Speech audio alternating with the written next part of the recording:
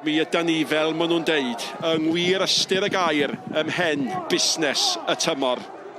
A Brosese, wastad y bereglis, hwnna'n glyfer ganddo, all y bel gael ei ffynnu nôl! A neb yn gallu meinteisio, neb yn gallu rhoi'r braffiad ola, oedd yr edrych da gan Dyer. Dyer yn hynod siomedig oherwydd Carol reit o flaen y gol. Mae hwnna'n sitter. Chwaraewr y mis a Brosese. Oedd hi'n gig dda, oedd yna rhywbeth amlwg anochel amdani. Mae'n edrych yn hawdd, ond di ddim yn hawdd chwarae teg iddo fo am gol. Reit i gornel uchaf rhwy, Tony Pennock wrth i fodd. Gar hyn o bryd, mae Bae Colwyn chydig bach yn anysgybledig. Mae nhw ar chwal. Y bel yn ôl, beniad! Ac mae yna gol arall a Jenkins a'i cafodd hi. Ac mewn llai na 10 munud, mae Brosese wedi creu ein a sgorio un. Falle bod y llif ddore eisoes wedi agor. Pam bod y llinell amddiffynol mor ddifn yn y cwrt Cosby yn chwarae teg i Lee Jenkins. Just cyffyrddiad bach, hyfryd, 2 gol i ddim. Twt, angen rhoi'r bel mewn i'r cwrt. Acban, cyfle prin iddo fo. A'r ergyd yn y diwedd, doedd ddim yn ffôl. Cymyn gafodd hi yn cosi ochr yr hwyd. A symudiad gorau'r gêm, heb os i Bae Colwyn y fanna. Yn adeiladau allan o'r cefn wedyn Cymyn a Acpan yn cyfuno'n dda.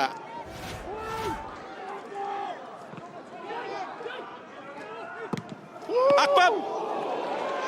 A sôn am Zach Jones, y dyn, arbediad campus. Nath Acban yn dda iawn fanna.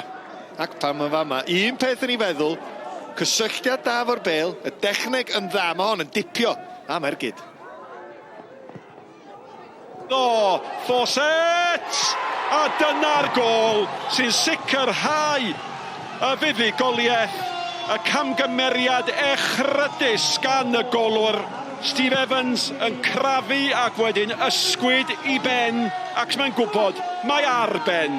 Wel, dwi'n cyd yn deimlo, dwi'n teimlo sori dros y bachgen ifanc oherwydd yn amlwg mae o'n ifanc a ella ddim cweit yn barod am y lefel. Ddim cweit yn barod am gêm mor bwysig syth at Fawcett a wedyn ydy o'n gallu cadw i ben, wel wrth gwrs. Reit i gornel uchaf rhwyd, gêm drosodd.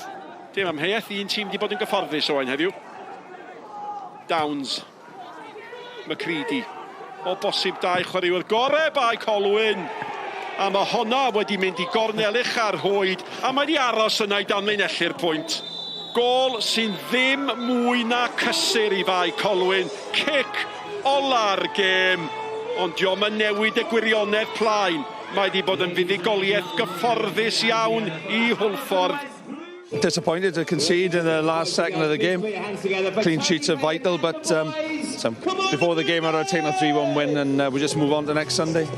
Talk to me about those first 2 goals, 2 quick goals early on, put you in control of the game. Was there an element of relief with that?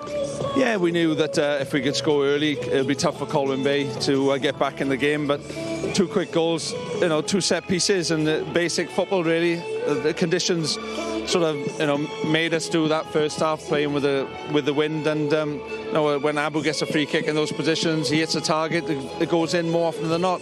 And then Lee Jenkins always gets his head on the box for set pieces, so they're important players for us on set pieces. And it made it a little bit easier going up 2-0 that early. Yeah, you can plan, you can prepare all you want, but when you give silly mistakes and goals away like we have done today, it's been a bit of the story of the season.